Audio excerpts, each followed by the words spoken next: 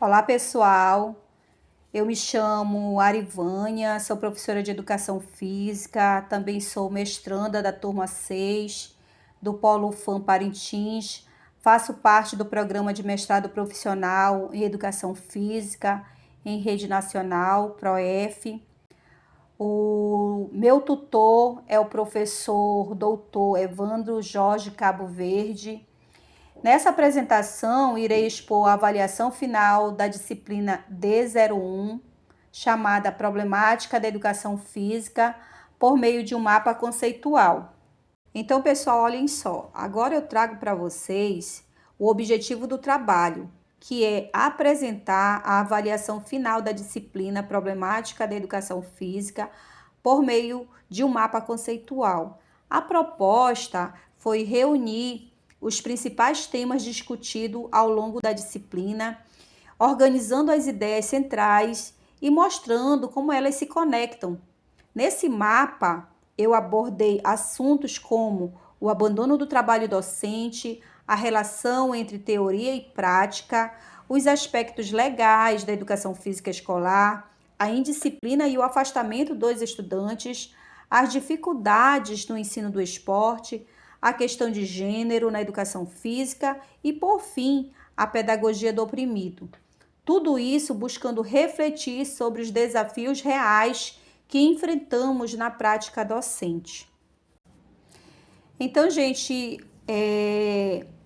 eu apresento agora para todos a imagem do mapa conceitual que tem como eixo central a problemática da educação física.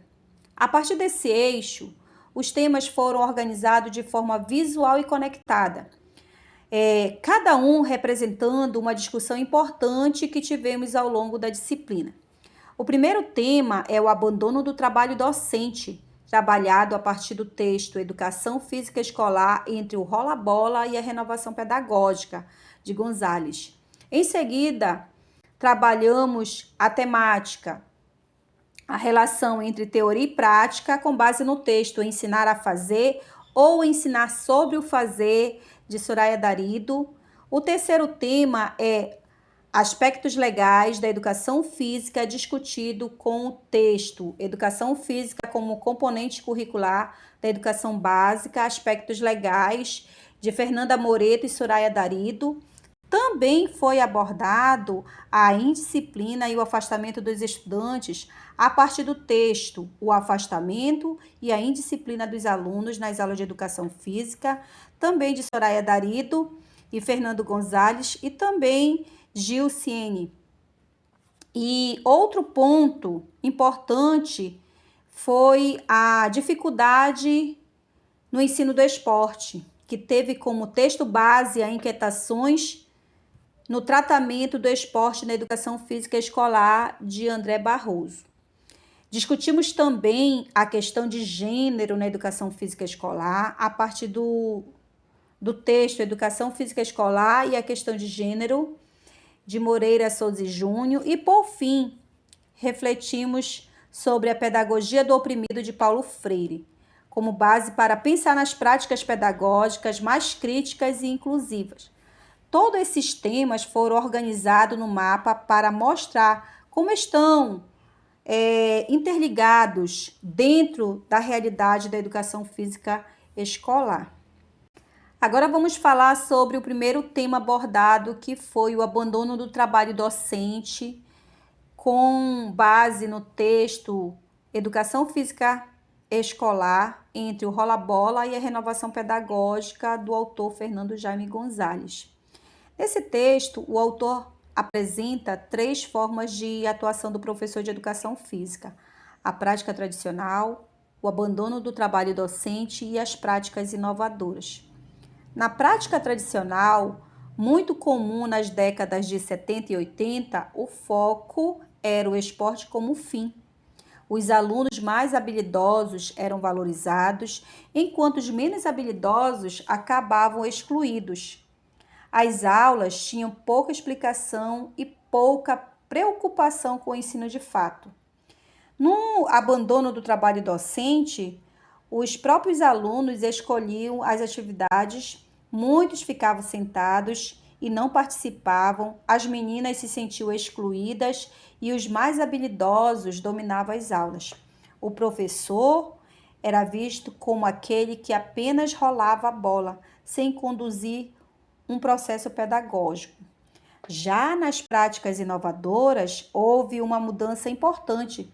Os professores passaram a planejar as aulas com base em conteúdos específicos, apoiados nos parâmetros curriculares, e isso trouxe mais sentido pedagógico para as aulas, maior participação dos alunos e uma visão mais crítica sobre a prática da educação física.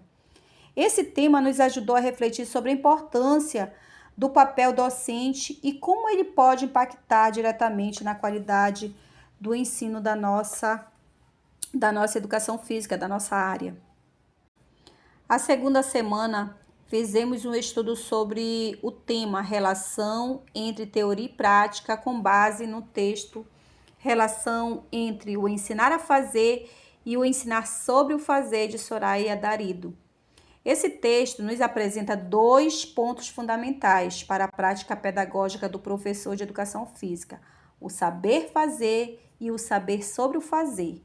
O saber fazer está relacionado ao ensino voltado para a prática em si, muitas vezes associado ao lazer e à repetição das modalidades conhecidas como quarteto fantástico.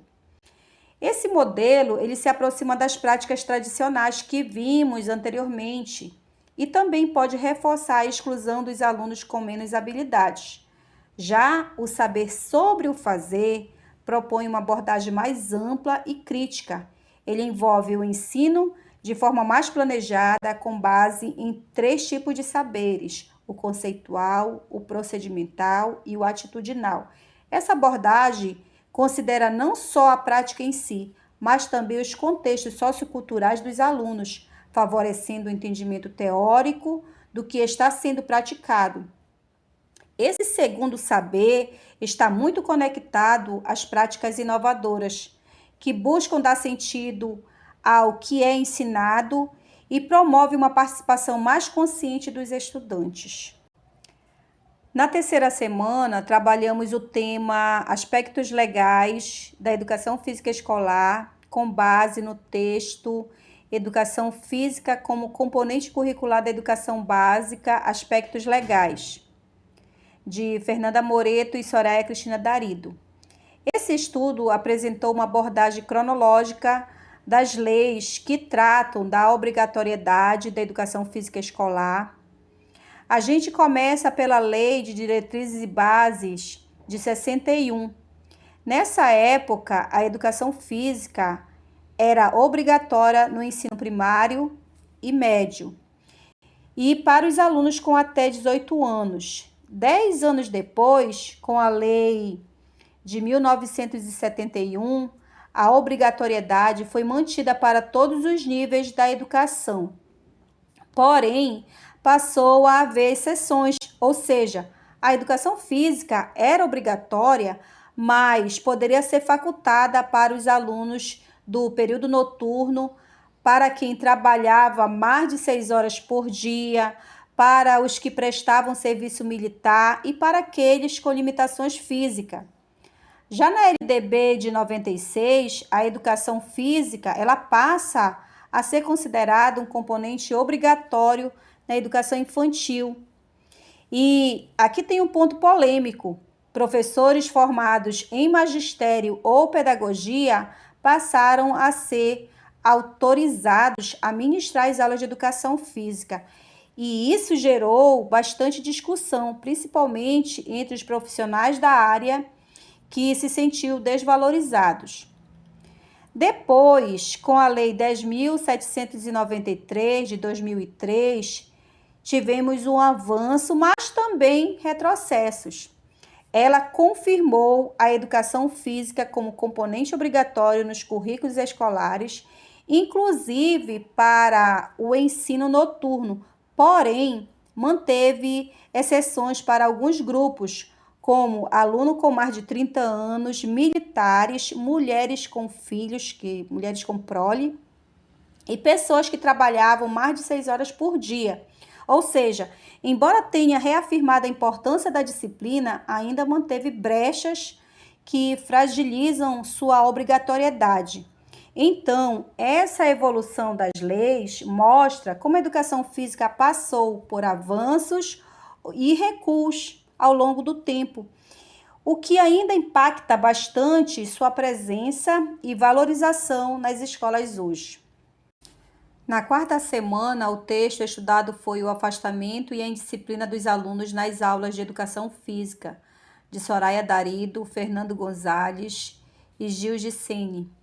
O texto se organiza em 3 etapas principais: o afastamento, indisciplina e a problematização. Na primeira etapa, o afastamento dos alunos explica um motivo que leva os alunos a se distanciar das aulas. Entre eles são: as aulas acontecem no contraturno, o que dificulta a presença, a repetição constante dos conteúdos, a valorização apenas do quarteto fantástico, que a gente viu lá na primeira semana, no ensino tradicional, a preferência pelos alunos mais habilidosos, a exclusão por questões de gênero e o uso de atestados médicos como forma de dispensa. Na segunda etapa, a indisciplina, o foco está nas atitudes dos alunos durante as aulas, como a falta de respeito com os professores e colegas, a desobediência às regras, a agitação e conversas paralelas, e até o desconhecimento das regras das atividades. Essas 2 situações levam à terceira etapa, que é a problematização. A grande questão levantada é: de quem é a culpa? Da escola, da família, dos próprios alunos? Mas mais importante do que apontar culpados é pensar o que podemos fazer para mudar essa realidade. Como resposta, o texto propõe 3 metodologias de ensino que ajudam a transformar as aulas em espaço mais inclusivo, participativo e significativos, que é o Sport Education, a aprendizagem cooperativa e o futebol de calerreiro. Essas abordagens buscam tornar a educação física mais atrativa para todos os estudantes, respeitando as diferenças e promovendo a participação de todos. Na quinta semana, nós tivemos como tema de estudo dificuldades relacionadas ao ensino de esportes. E o texto base, Inquietação no tratamento do esporte na educação física escolar, de André Luiz Barroso. O texto apresentou 2 enfoques principais sobre o ensino do esporte na escola: o esporte hegemônico e o esporte renovador. O esporte hegemônico é aquele que predomina nas aulas de educação física de forma tradicional. Ele se caracteriza pelo esporte, pela repetição do quarteto fantástico, que é o futsal, o vôlei, basquete e o handebol, pela seleção dos mais habilidosos e pela ênfase em competição e técnica. Essa abordagem, ela acaba excluindo os alunos com menos habilidades e promove a padronização, sendo reconhecida como esporte na escola. Já o esporte renovador, ou esporte pedagógico, ele busca uma prática mais inclusiva e contextualizada. Ele valoriza os saberes conceituais e atitudinais, respeita as possibilidades de todos os alunos e promove o ensino com base na equidade. Por isso, é chamado de esporte da escola, pois está a serviço da formação de todos. Por fim, o autor destaca a importância da superação, que envolve a reflexão crítica sobre a educação física escolar, visando ampliar a cultura corporal de movimentos e favorece a aprendizagem significativa para todos os estudantes. Bom, gente, na sexta semana nós estudamos um tema muito importante: questões de gênero na educação física escolar. E o texto que baseou nossa discussão foi Educação Física Escolar e a Questão de Gênero, de Osmar Moreira de Souza Júnior.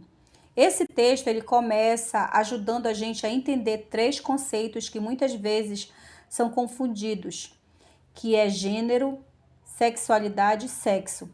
Quando falamos de gênero, estamos nos referindo ao que é considerado masculino ou feminino. Sexualidade está relacionada aos desejos, às relações afetivas e corporais que cada pessoa sente. E sexo tem a ver com as características físicas e biológicas do corpo. Depois que a gente entende esses conceitos, o texto nos convida a refletir sobre como isso tudo aparece nas aulas de educação física. Ele mostra que é essencial a gente valorizar a diversidade, respeitar diferenças e criar um espaço onde todos se sintam incluídos. A educação física é um direito de todos e de todas. Então não dá para continuar aceitando certas ideias ultrapassadas, como a de que menina é frágil, menina é mais forte ou mais habilidoso. Esses estereótipos só atrapalham e excluem. Como professora ou como professores, nós, enquanto professores educadores, a gente precisa repensar a forma como conduzir as aulas para garantir que todos os alunos participem de verdade, sem preconceito, sem distinção, porque, no fim das contas, as experiências que os alunos têm nas aulas de educação física, sejam boas ou ruins, vão depender muito do jeito que a gente organiza o nosso espaço. Então, o nosso papel é esse, trazer a reflexão para dentro da escola, combater as desigualdades e garantir que a educação física seja realmente inclusiva e significativa para todos os nossos estudantes. Bom, pessoal, chegamos à nossa última semana e nada melhor do que encerrar com um dos pensadores mais importantes da educação, que é Paulo Freire, com sua obra Pedagogia do Oprimido. Esse texto ele nos convida a repensar profundamente a nossa prática docente. E ele começa apresentando uma crítica à chamada educação bancária. O que é isso? É quando o professor trata o aluno como um depósito de informações, como se o aluno só estivesse ali para receber conteúdos, sem participar, sem pensar, sem refletir. Não é espaço para o pensamento crítico, só para a memorização. E aí Freire propõe uma alternativa, que é a educação libertadora, que acontece por meio do diálogo verdadeiro entre o educador e o educando, e a chamada dialogicidade, onde o professor aprende com o aluno e o aluno também ensina o professor, ou seja, é uma troca. A partir disso, ele nos apresenta o conceito de praxe, que é muito importante, ação mais reflexão, que gera transformação. Isso significa que não basta agir mecanicamente, é preciso refletir sobre o que se faz para transformar a realidade. Outro ponto marcante do texto é a ideia de contradição entre o opressor e o oprimido. Freire mostra que muitas vezes o sistema educacional reforça essa relação de poder, onde o aluno não tem voz, mas ele acredita na possibilidade de superação dessa lógica. E aí, gente, vem uma das frases mais lidas do livro: os homens se libertam em comunhão.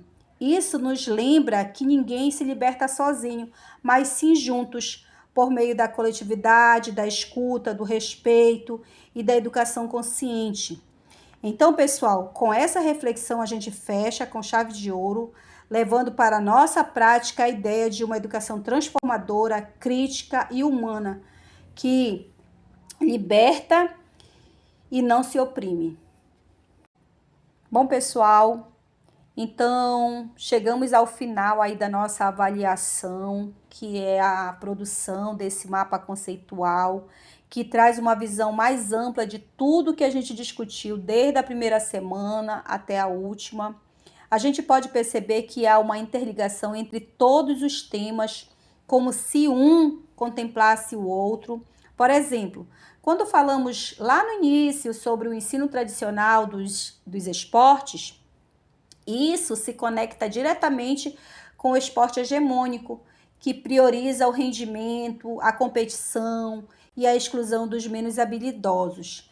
Essa mesma lógica tradicional também aparece lá na discussão sobre os gêneros, onde meninos e meninas ainda são colocados em papéis distintos dentro das aulas de educação física, reforçando ainda mais a questão da desigualdade.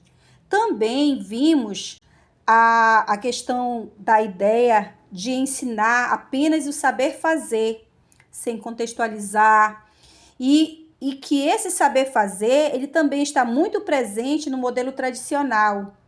E aí é que entra, gente, a importância do saber sobre o fazer, que já aponta para as práticas mais inovadoras, que buscam, que tem como essência, na verdade, né, que buscam compreender o porquê das coisas, que nos fazem refletir sobre o que nós estamos fazendo, né, sobre a questão da inclusão dos alunos no processo de ensino, ou seja, tudo está interligados. E os temas, eles não estão soltos, eles se entrelaçam, revelando que para transformar a educação física escolar, é necessário romper com os modelos engessados e avançar para uma abordagem mais crítica, inclusiva e reflexiva.